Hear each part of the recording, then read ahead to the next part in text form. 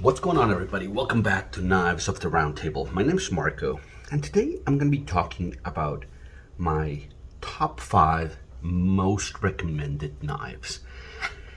And the question that comes up more often is, well, why don't I just look at at your video about the top 10 knives in your collection and just pick the top 5 out of that?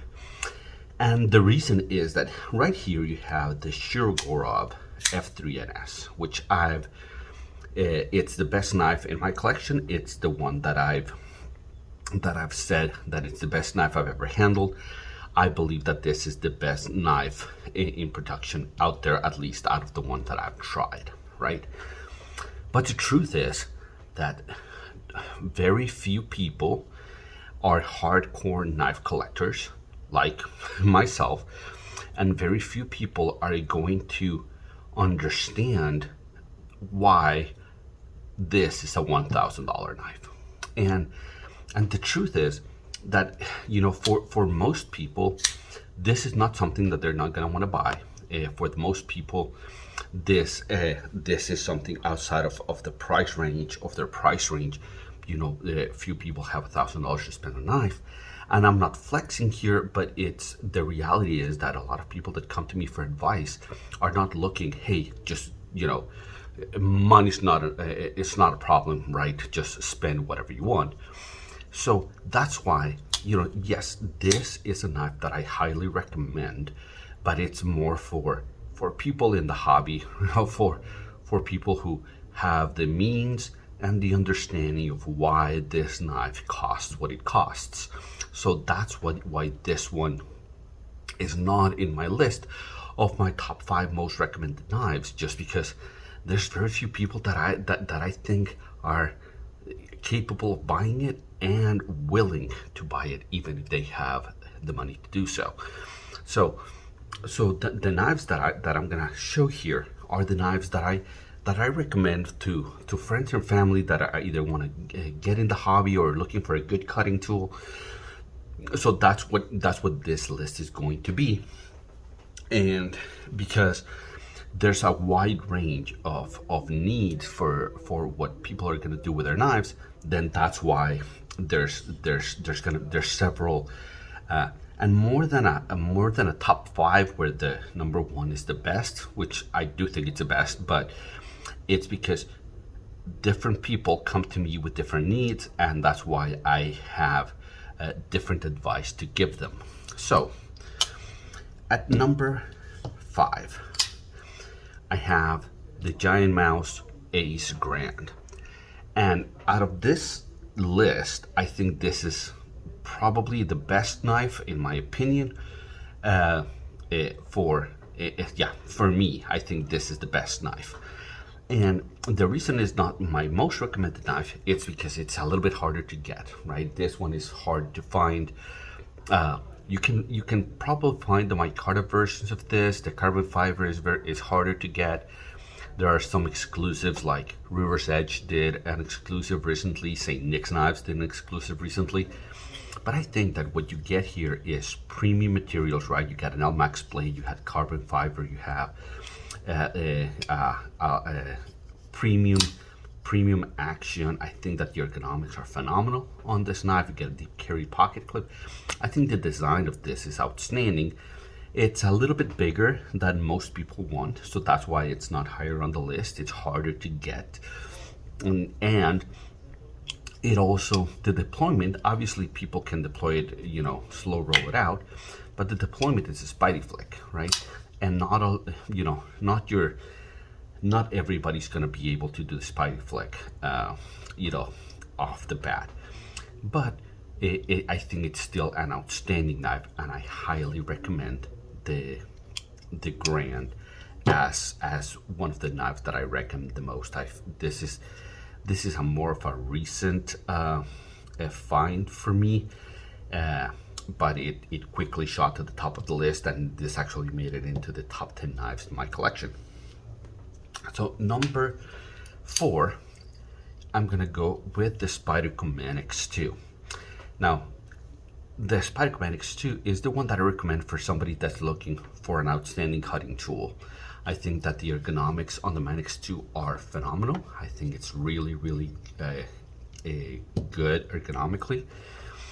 You know, the reason it's not higher on the list is because, you know, the aesthetics of the Spyderco knives are a little bit controversial, right? The blade shape, you know, that look like birds, at least in my opinion. They're not the most attractive knives in the world, but this is the one that I recommend for somebody that's looking for an excellent cutting tool, because I do think that Spyderco knives are excellent cutting tools. So somebody that I think is not going to care too much about something looking too nice or whatever, I recommend the Spiderman X2. And as you can see here, you know, I've put, you know, an upgraded, you know, ball bearing. I upgraded the backspacer, the pocket clip, the scales. You can do that. So it gives people the option to customize and make their knives, you know, a little bit more unique if they decide to do so. But even if they didn't, you know, you have a lot of options, from coated blades to non-coated blades, from, you know, whatever, 10, 15, 20 different kinds of steels. And so for people who want an excellent cutting tool, that are not looking too much into aesthetics, and have it something that is well built, decent quality, I think that the Man X2 is an outstanding option for that. Now, number 3 is going to be the Benchmade Bugout.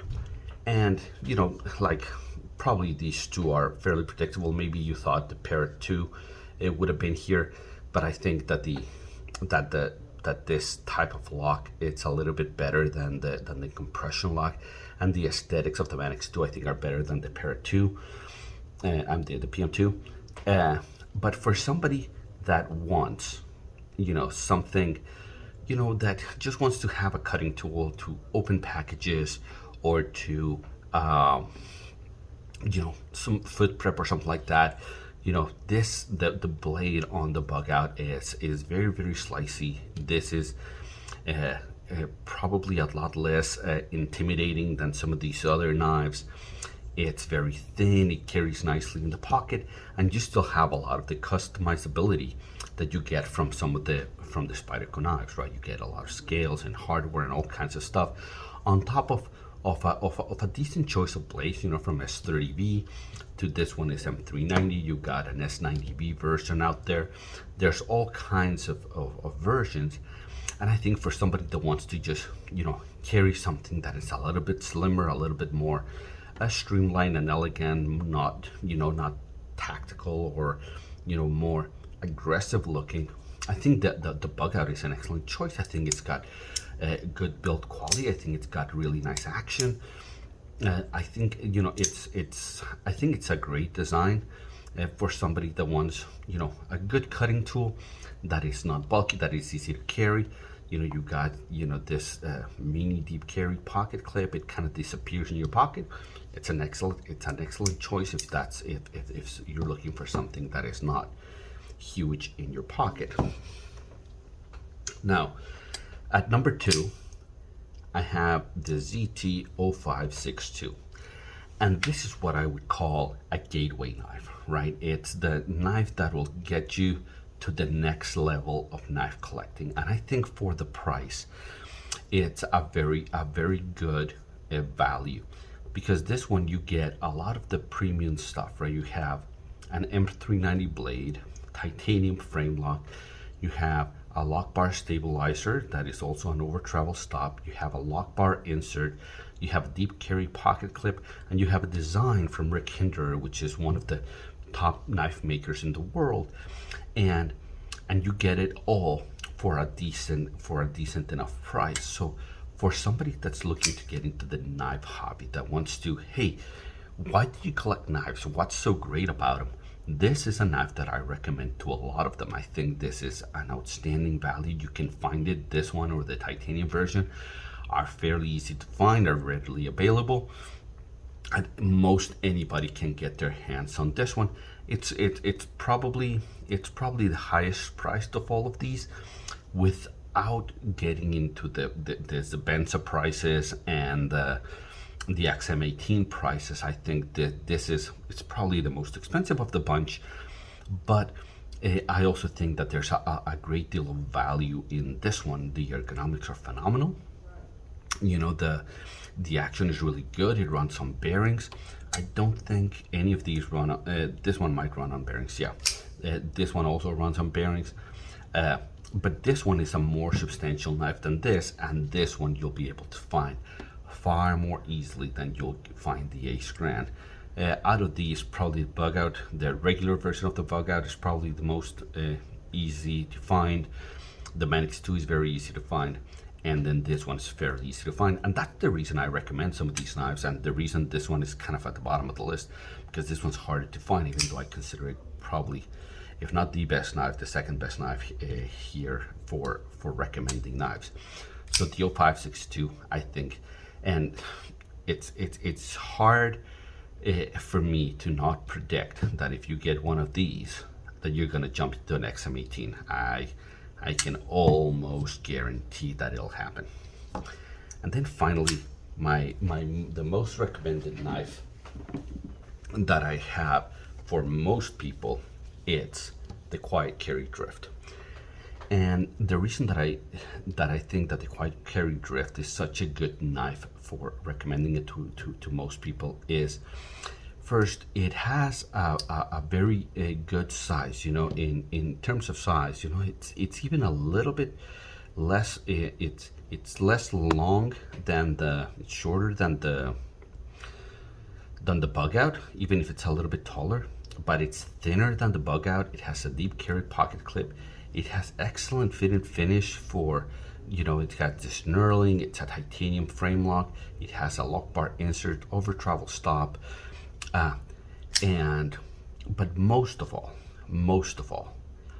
it has a Vanax blade. And the nice thing about Vanax is that you get a very decent cutting edge and edge retention out of this, probably a little bit better than your S30V, probably pushing S45VN, but on a blade that is rust proof, that will never rust. And if you're recommending a knife to somebody that's not into knives, it's hard to tell them, hey, if you get this steel or this other steel, you're gonna have to take care of it and maintain it and make sure it doesn't rust and oil it and all of these things. A lot of people will just want something that they can kind of forget about, and Vanax will do that. It if you get it wet, no problem. If you sweat in your pants, no problem. And this is a 3 1/4 inch blade, and it's far easier for me to recommend something with a 3 1/4 inch blade than a 3 1/2, 3 3/4, 4 inch blade. For a lot of people, that's going to be too much knife. For a lot of people, a 3 1/4 inch blade is going to be plenty of blade. And this one it used to be harder to get, but I think I've seen it in stock for a while now, so I think you can get this one. And there's one where it's just the plain titanium on both scales. There's one where it's titanium on one side and G10 on the other side. So there's a little bit of variety, not a lot, but some. But I think for this, for most people, it'll be enough handle. I wear large gloves, and this is still get a 4-finger grip. And if you choke up, you end up with even more real estate. I think it's plenty of blade and plenty of handle for most people. So that's why this one is probably my most recommended knife. I think it's hard for me to think that somebody will not be happy with this knife if they decide to purchase this one. I think it's probably, along with the Bugout, is probably the one that looks the less tactical. It's a little bit smaller, more elegant, more streamlined. So this is the one that I recommend the most, unless people are looking for customization. In that case, I go with this one, or they need a larger blade. In that case, I go with this one or this one. If they need a harder use knife, I tell them this one. If they just want the best slicey blade, I go with that one. So I always try to ask, what's your use for the knife, and depending on that is my recommendation. But as I've recommended gear in both my channel and my personal life, these are the knives that have been recommended the most times, and that's why they're here. Well, guys, hopefully this is helpful to you if you wanted to kind of jump into the knife hobby. I think these are excellent places to start, and I think you start with any of these depending on your specific needs. Again, if you're looking for the best blade, the most versatile blade, I think it's probably this one. The sliciest blade that you can customize, I would go here. If you want a gateway knife into knife collecting that is hard to use, I would go here.